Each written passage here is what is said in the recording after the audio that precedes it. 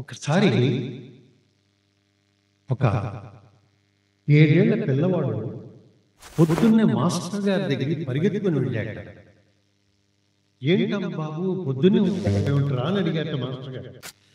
ఏం లేదు మాస్టారు, నన్ను చూడగానే నా కళ్ళు మా అమ్మలాగా ఉన్నాయని, నా ముక్కు మా మావయ్యలా ఉందని, నేను నడిస్తే మా నాన్నగారిలా ఉంటానని, నేను ఆలోచిస్తే మా తాతగారిలా ఉంటానని అంటారు.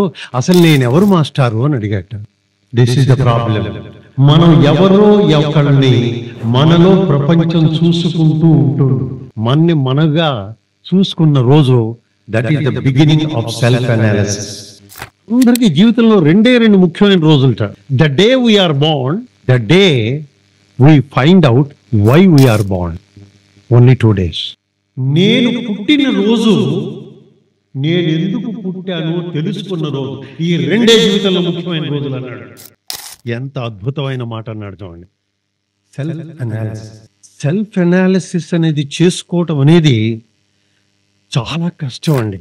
కారణం ఏమిటంటే, ప్రపంచంలో అన్నీ తెలుసుకునేందుకు ప్రయత్నం చేస్తాం, కానీ మనం తెలుసుకునేందుకు ఈషన్ మాత్రం ప్రయత్నం కూడా చేయమండి. అందుకనే ఒకసారి అన్నారు, కారుకి హెడ్ లైట్స్ లాగా ఉన్నాయి మన కళ్ళు, అవి రోడ్డు చూపిస్తాయి కానీ ఇంజిన్ చూపించవు. అదే వచ్చిన గమ్మత్తు. ఈ హెడ్ లైట్స్ లాంటి కళ్ళు, చెవులు ఇవన్నీ ప్రపంచాన్ని చూపిస్తున్నాయి, కానీ నీలో చూపించేందుకు ఏమీ ఉపయోగపట్ల, నిన్నుగా తెలుసుకునేందుకు ఉపయోగపట్ల. అసలు నిన్నుగా ఎలా తెలుసుకోవాలి అనేది ఈరోజు చర్చ. మనసు ఎక్కడో పెట్టుకొని ఏదేదో బాదరబందీలతో ఉంటే, ఇందులో ఈ జటిలమైనటువంటి చాలా సున్నితంగానే, చాలా తేలిగ్గానే అర్థం చేసుకుందుకు ప్రయత్నిద్దాం. కానీ దానికి కేవలం చెప్పటమే కాదు, మీ మనసు కూడా దానికి తయారుగా ఉండాలి. అఖండ మండలాకారం వ్యాప్తం ఏన చరాచరం తత్పదం దర్శితం ఏన తస్మై శ్రీ గురవే నమః.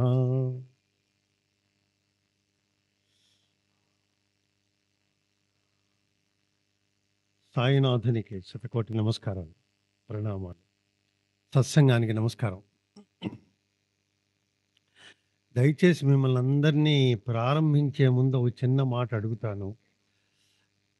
విశ్వనాథం మాస్టర్ మాట్లాడింది ఇవన్నీ మర్చిపోండాం. అప్పుడు మీరు నేను హాయిగా మాట్లాడుకోవచ్చు. లేకపోతే చాలా ఇబ్బంది, మీకు ఇబ్బంది, నాకు ఇబ్బంది. అందుకని అవి మర్చిపోతానని నాకు ముందు ఒప్పుకోవాలి మీరు. ఈరోజు చాలా ఒక గమ్మత్తైనటువంటి విషయాన్ని, చాలా ముఖ్యమైన విషయాన్ని, జీవితానికి అవసరమైన విషయాన్ని మనం అందరం ఆలోచించబోతున్నాం. ఒకసారి ఒక 7 ఏళ్ల పిల్లవాడు పొద్దున్నే మాస్టర్ గారి దగ్గరికి పరిగెత్తుకుని వెళ్ళాట. ఏంటమ్మా బాబు పొద్దున్నే వచ్చావేమిట్రా అని అడిగాట మాస్టర్ గారు. ఏం లేదు మాస్టారు, నన్ను చూడగానే నా కళ్ళు మా అమ్మలాగా ఉన్నాయని, నా ముక్కు మా మావయ్యలా ఉందని, నేను నడిస్తే మా నాన్నగారిలా ఉంటానని, నేను ఆలోచిస్తే మా తాతగారిలా ఉంటానని అంటారు. అసలు నేనెవరు మాస్టారు అని అడిగాట. This is the problem. మనం ఎవరో ఒకరిని మనలో ప్రపంచం చూసుకుంటూ ఉంటుంది. మనగా చూసుకున్న రోజు, that is the beginning of self analysis.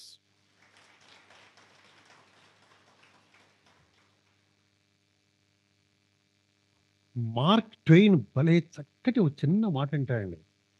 చాలా చిన్న మాట, కానీ అద్భుతమైన సందేశం. ఏమిటంటే, అందరికీ జీవితంలో 2 ముఖ్యమైన రోజులుట.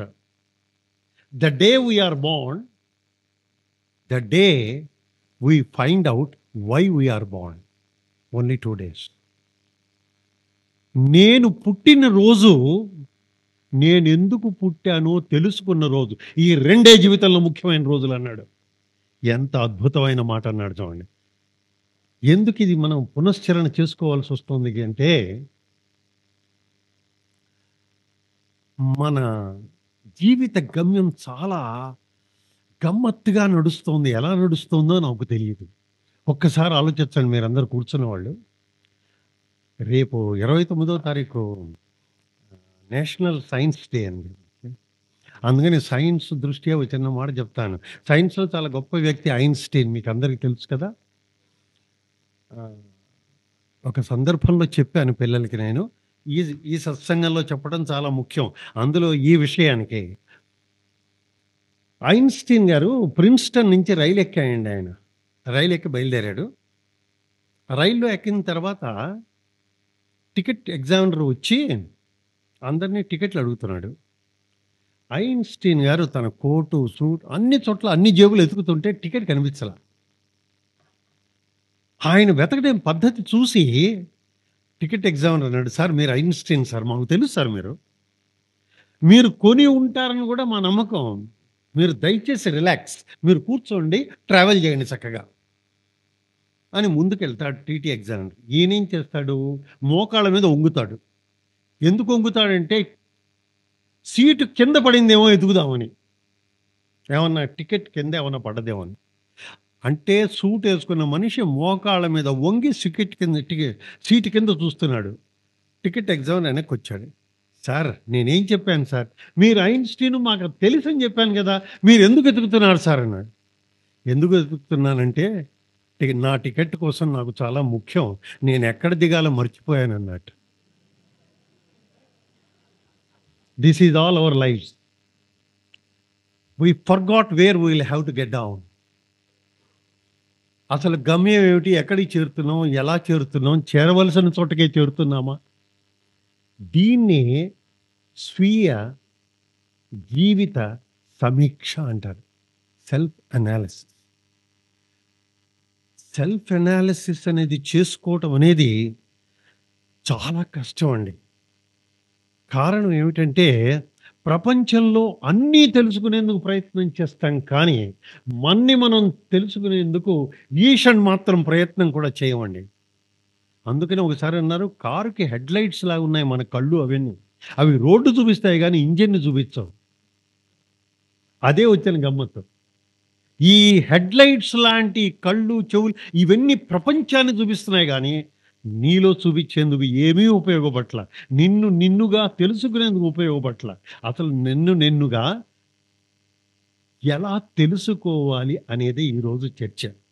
అందుకని నేను మాట్లాడుతున్న కాసేపు all of you should travel with me. మనసు ఎక్కడో పెట్టుకొని ఏదేదో బాదరబందీలతో ఉంటే ఇందులో ఈ జటిలమైనటువంటి చాలా సున్నితంగానే చాలా తేలిగ్గానే అర్థం చేసుకుందుకు ప్రయత్నిద్దాం. కానీ దానికి కేవలం నేను చెప్పటమే కాదు, మీ మనసు కూడా దానికి తయారుగా ఉండాలి. అవునండి? అక్కడి నుంచి కొద్దిగా ముందుకు వెళ్దాం మనం. నిజం మాట్లాడితే ఈనాడు డిగ్రీస్ ఉన్నాయి, పోస్ట్ గ్రాడ్యుయేట్ డిగ్రీస్ ఉన్నాయి, స్కాలర్స్ ఉన్నారు, పోస్ట్ డాక్టరల్స్ ఉన్నారు, ఎంతోమంది సైంటిస్ట్ ఉన్నారు, ఇండస్ట్రియలిస్ట్ ఉన్నారు, ఎంతోమంది అంతా ఉన్నారు.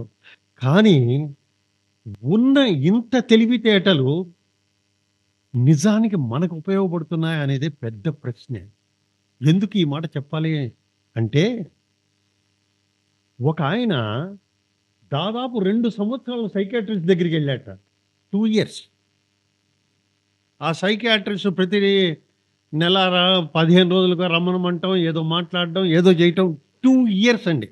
అయిపోయిన తర్వాత అన్నట్ట, "యు ఆర్ క్యూర్డ్" అన్నట్ట. వాడు బయటకు వచ్చి అన్నట్ట, "ఇన్నాళ్ళు నేను బిల్ గేట్స్ అనుకున్నాను, ఇప్పుడు now I realised I am a poor fellow" అన్నాడు. అంటే your psychotherapy has led to realisation. Actually speaking it is not bad. కాకపోతే కానిది నేను అనుకోవటం ఉంది చూసారా, దానివల్ల నీకు నువ్వే దూరం అవుతుంటావు. నేను ఏదో తెలుసుకున్నప్పుడు చాలా ఆనందంగా ఉంటుంది. ఇది కాదు నేను మరేదో అనుకున్నప్పుడు మన యొక్క దుఃఖం మొదలవుతుంది. All our miseries because that we try to impose our self as something else which we are not. అక్కడ వస్తుంది పెద్ద సమస్య.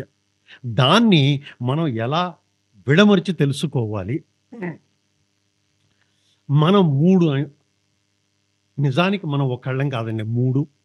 ఏమిటి అంటే what others things we are, what we think we are and what really we are. మనకి 3 కోణాలు ఉన్నాయి. ఒక కోణము what others thinks we are. Number 2 what we think we are and what really we are. ఇది చాలా ఒక్కొక్క అంశంలోకి వెళ్దాం. What others think we are. మన గురించి అందరూ చాలా గొప్పగా మాట్లాడుతున్నారు అనుకుంటామండి. ప్రభువులు కూడా అలాగే అనుకుంటారు. నేనంటే ఏంటండి, ప్రపంచం అలా దాసోహం ఉంటుందండి, నేనంటే ఎంత విలువ అండి. నువ్వు అనుకుంటున్నావు పొరపాటు.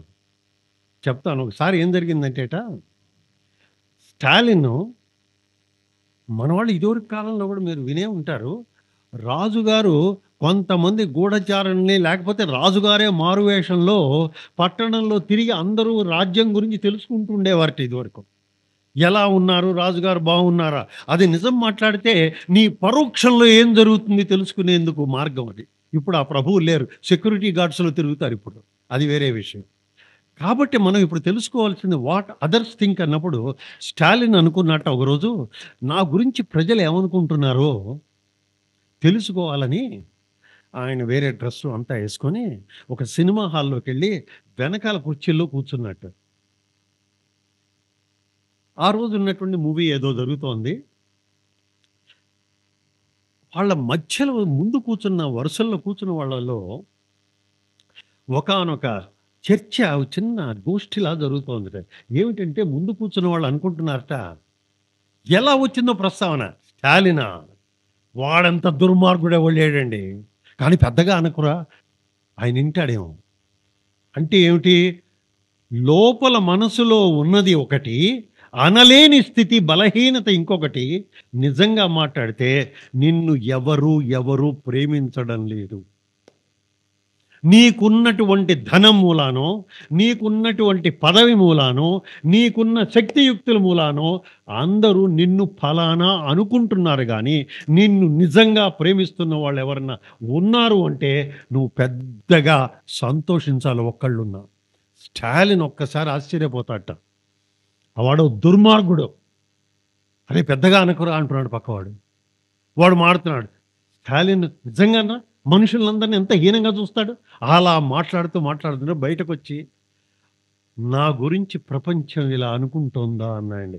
What others think you are. రెండో మాట చెప్తాను. హిట్లరు ఒకసారి లండన్ ప్యాలెస్కి వెళ్ళాడు. అక్కడ ప్రిన్స్ హిట్లర్ని ఇన్వైట్ చేశాడు. తన పై అంతస్తుకి తీసుకెళ్ళాడు. పై అంతస్తు మీద హిట్లర్తో పాటు కొంతమంది సైనికులు ఉన్నారు హిట్లర్ పక్కనే. చాలా గమ్మత్తైన సన్నివేశం అది.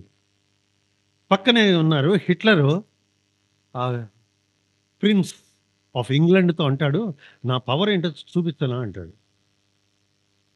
అదేంటండి పవర్ ఏంటండి అన్నట్టు. చూపిస్తాను నేను, ఏం లేదు చూడండి అని చెప్పి వెనకాల సైనికులతో అన్నట్టు, సోల్జర్స్లో, I will say one after another 1 2 3 you jump. 7వ అంతస్తు నుంచి పైనుంచి దూకటం అండి. ఒక సోల్జర్ వెళ్ళాయండి, 1 2 3 జంప్ అన్నాండి. నిజంగా వాడు జంప్ చేశాయండి. ప్రిన్స్ ఆశ్చర్యపోయాడు, ఏమిటి వీడి యొక్క విధేయత ఏమిటి, ఆ ఇన్స్ట్రక్షన్స్ ఏమిటి అని. రెండో వాడిని కూడా అనబోతున్నాయండి, స్టాప్ ఇట్ అన్నాయండి ఆయన. అని తర్వాత ఆ సోల్జర్స్ దగ్గరగా వెళ్ళి, ఆయన దూకమన్నాడు అనుకో, దూకటం ఏమిట్రా మీరందరూ, ఏమిటి ఇదంతా అంటే, ఆయన దగ్గర బతికే కన్నా దూకటం బెటర్, చావడం.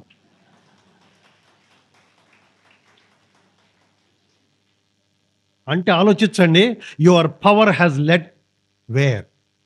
నువ్వు అనుకుంటున్నావు నీకు చాలా గౌరవం ఇస్తున్నారని, నువ్వు అనుకుంటున్నావు నిన్నేదో చాలా పెద్దగా ఆలోచిస్తున్నారని. కాదు. నీలో ఉన్నటువంటి ఏదే గనక అథారిటీ లాంటిది, అధికారం లాంటిది ఉందో దాన్ని చూసి భయపడుతున్నారు. కానీ నువ్వు ఒక్కసారి బయటకు వస్తే నిన్న గురించి ఎవడు భయపడ్డు. ఇది చెప్తాను దీని విషయం కూడా. పవర్లో ఉండే పవర్ లేనప్పుడు. వాల్టైర్ అని one of the most famous persons in Europe, వినే ఉంటారు వాల్టైర్ గురించి. ఎంత ఫేమస్ అయ్యాడంటే, అప్పుడు ఫ్రాన్స్లో ఒక ఆచారం ఏమిటంటే, బాగా ప్రతిభ, బాగా ప్రాచుర్యం ఉన్నటువంటి వ్యక్తి ఎవరైనా ఉంటే ఆయన చొక్కాలో ఒక చిన్న భాగం ఉన్న వాళ్ళ జీవితం ధన్యం అనుకుంటారటండి. చిన్న చొక్కాలో భాగం. అంటే ఆ విధమైనటువంటి భక్తి గౌరవాలు ఉంటాయి బాగా పేరొచ్చిన వాడికి. చివరికి ఎట్లా అయిందంటే ఈయన రోడ్డు మీదకెళ్తే ఇంటికి వచ్చేదాకా నమ్మకం లేదట. చొక్కాలన్నీ ఊడిపోయేవిట. అందరికీ పీకేవారు.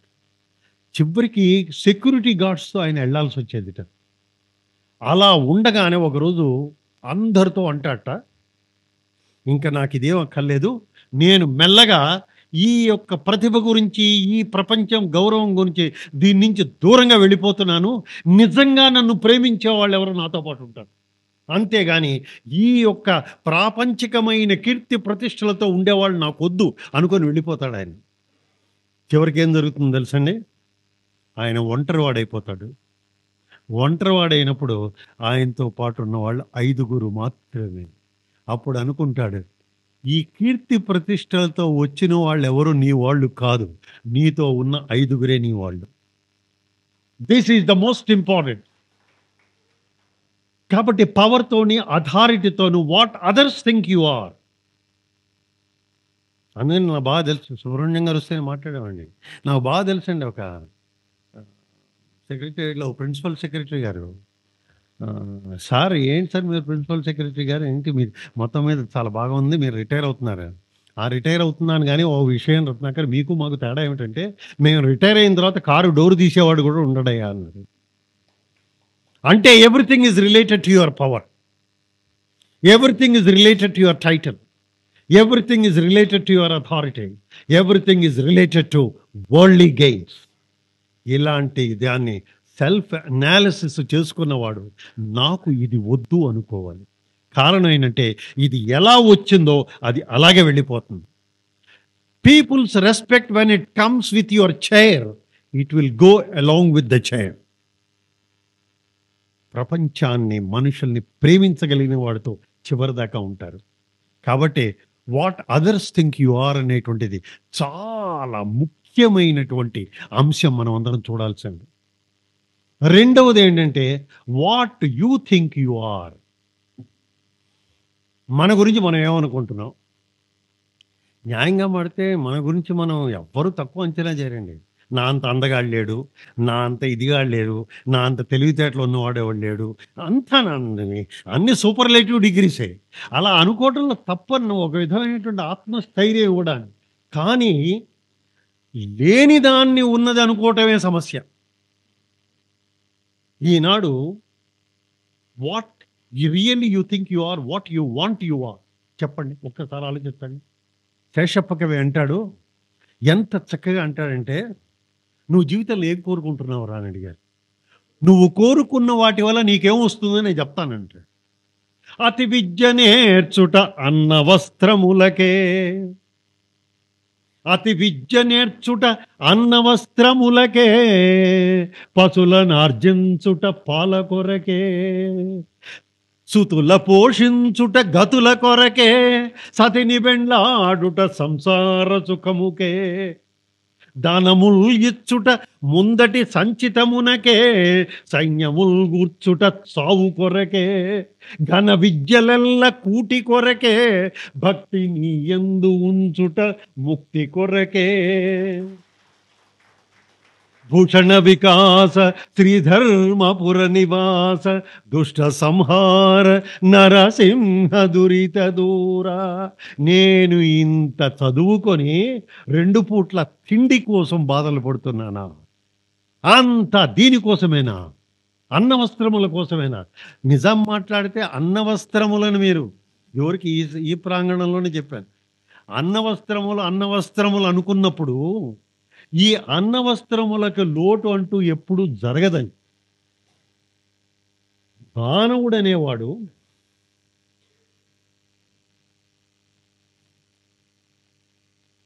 సోదరతుల్యులు ఎల్వి సుబ్రహ్మణ్యం గారు వచ్చారు.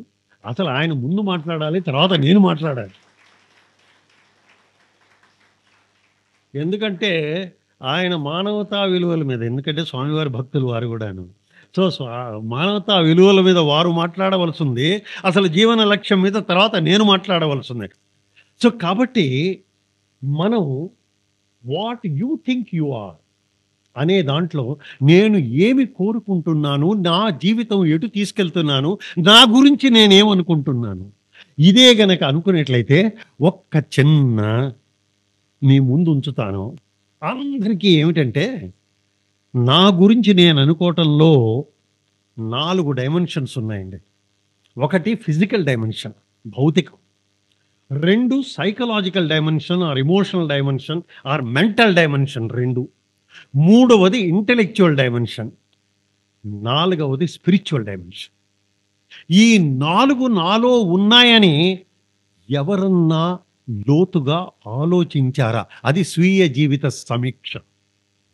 నా ఫిజికల్ డైమెన్షన్ ఎలా ఉంది? ఇప్పుడు చాలామందికి 2 పెద్ద భయాలు ఉన్నాయండి. ఏం పెద్ద భయం అంటే, రేప్ అనే దాని మీద భయం.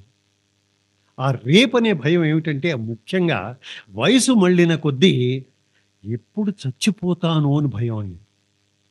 వయసు మళ్ళితే ఇప్పుడు వయసుకి దానికి సంబంధం లేదు. రైలు ఎక్కినా పోవచ్చు, సైకిల్ కిందైనా పోవచ్చు, అందులో పెద్ద ఏం లేదు. ఇప్పుడు దానికి వయసుకి పెద్ద సంబంధం ఏం లేదు. అన్నిట్లో కల్లా మరణ భయం, జరా భయం. ఈ మరణ భయం అనేటువంటిది ఏం చేస్తూ ఉంటుందంటే, మనిషిని నీలో ఉన్న శక్తియుక్తులు ఇవాళ కూడా పనికి రాకుండా చేస్తుంది భయం. కానీ దీని గురించి ఒక చిన్న మాట చెప్తాను. సెల్ఫ్ అనాలిసిస్లో ఏ విధంగా నువ్వు ఈ 2 భయాలని ముందుకి నెట్టేయాలి, అసలు నేను ముఖ్యం అనుకుంటావు, దానికి ఒక చిన్న ఉపమానం చెప్తాను చూడండి. అలెగ్జాండర్ ఇండియాకు వచ్చాయండి. ఇండియాకు వచ్చి రాగానే ఆయనకి తెలిసిన వార్త ఏమిటంటే, ఇండియాలో మనుషుల అమృతత్వాన్ని పొందారట. దీనికి వాళ్ళ దగ్గర ఒక రహస్యమైనటువంటి అమృతం లాంటివి ఉన్నాయట. ఇది ఇండియాలోనే ఉన్నాయని విన్నాను. అలాంటివి నాకు కావాలి అంటే I want to live for ever. అర్థం అంది, అది అర్థం. అమృతత్వం అంటే నిజంగా అమృతత్వం ఉద్దేశం వేరు. అది దాని గురించి ప్రస్తుతం మాట్లాడదు. అది చాలా ఆధ్యాత్మిక కోణం. ఇప్పుడు నేను ఇలా ఉండిపోవాలి, చాలా కాలం బ్రతకాలి అనేది. గమ్మత్ ఏంటో తెలుసండి, అక్కడ ఎడారిలో కౌపీనం వేసుకొని కమండలధారియే ఒకతను వచ్చేస్తున్నాడు. అంత గడ్డం అన్నీ ఉన్నాయి. అలెగ్జాండర్ వెళ్ళి, అయ్యా నేను ఇండియాకు వచ్చాను, ఇండియాలో అమృతత్వం గురించి నేను విన్నాను, ఇక్కడ మాత్రమే అమృతత్వాన్ని సాధించేటటువంటి ఏదో కొన్ని ఉపాయాలు ఉన్నాయట, మీరు నాకు సెలవిస్తారా? అది నాకు పొందాలని ఉన్నది. పెద్దగా నవ్వంటాడు. ఏంటి అమృతత్వం? చాలా సింపుల్ అయ్యా, అందులో ఏముంది చూసారా? ఆయనకేమో కౌపీనము జడం ఇవన్నీ ఉన్నాయి, అమృతత్వం ఈజీగా ఇస్తా పో అన్నాడు. ఏమిటి సార్, ఏం చేయాలి? ఏమీ లేదు, ఉత్తర దిశగా వెళ్ళు నువ్వు కొద్దిగా. అక్కడ ఒక కొండలు కనిపిస్తాయి, మధ్యలో ఒక గుహ ఉంటుంది. ఆ గుహ లోపలికి వెళ్తే ఒక సన్న ధార పడుతూ ఉంటుంది. ఆ ధార దగ్గర దోసెలి పట్టు, దోసెలి నిండా వచ్చింది తాగు, నీకు మరణం అనేది ఉండదు. అమ్మయ్యా, ఇంత తేలిగ్గా దొరుకుతుందని అనుకోలేదు. రాను దొరికింది, వెళ్ళి తాగాలి. గబగబా గుర్రాలు వేసుకున్నాడు, వెళ్ళిపోయాడు అక్కడికి. అనుకున్నట్టుగానే కొండలు, గుహ, ఆ అమృత ధారలు కనిపిస్తున్నాయి. విచిత్రం ఏంటంటే, దోశల నిండా తీసుకున్నప్పుడు ఆగు అలెగ్జాండర్ అనే మాట వినిపిస్తుంది. గెటాన్ చూస్తాడు, చూస్తే ఒక కాకి అన్నది. అప్పుడు అనుకుంటాడు, ఈ దేశంలో అమృతత్వమే కాదు పక్షులు కూడా మాట్లాడతాయి అనుకున్నాడు. ఇదేదో గమ్మత్తైన దేశంలో ఉందే ఇది. అవునులే, అమృతత్వం ఒక దొరికే సమయంలో ఇది పెద్ద విడ్డూరం ఏం కాదు ఇది అనుకొని, ఏమిటి చెప్పాను, నేను చెప్పేది జాగ్రత్తగా విను, ఆ తర్వాత నువ్వు తాగితే తాగు. చెప్పు, ఏం చెప్పదలుచుకున్నావు? నేను ఈ ద్రవాన్ని, అమృతాన్ని తాగాను. జరిగింది ఏమిటి అంటే, నేను అలా బ్రతుకుతూ ఉన్నాను. నాతో బ్రతికిన వాళ్ళందరూ వెళ్ళిపోయారు. నాకు తెలిసిన వాళ్ళంటూ ఎవరు ఉండటం లేదు. నేను అలాగే ఉన్నాను. మిగతా ప్రపంచం అంతా మారిపోతూ ఉన్నది, అంతా ఉంది. ఎవరు నన్ను చూసినా నువ్వు ఈ కాలం కాదు, నువ్వెందుకు పనికిరావు అంటున్నారు. నేనలా బ్రతుకుతూనే ఉన్నాను. అన్నిటికన్నా కర్మ ఏమిటంటే, నేను విషం తాగినా చావట్లేదు.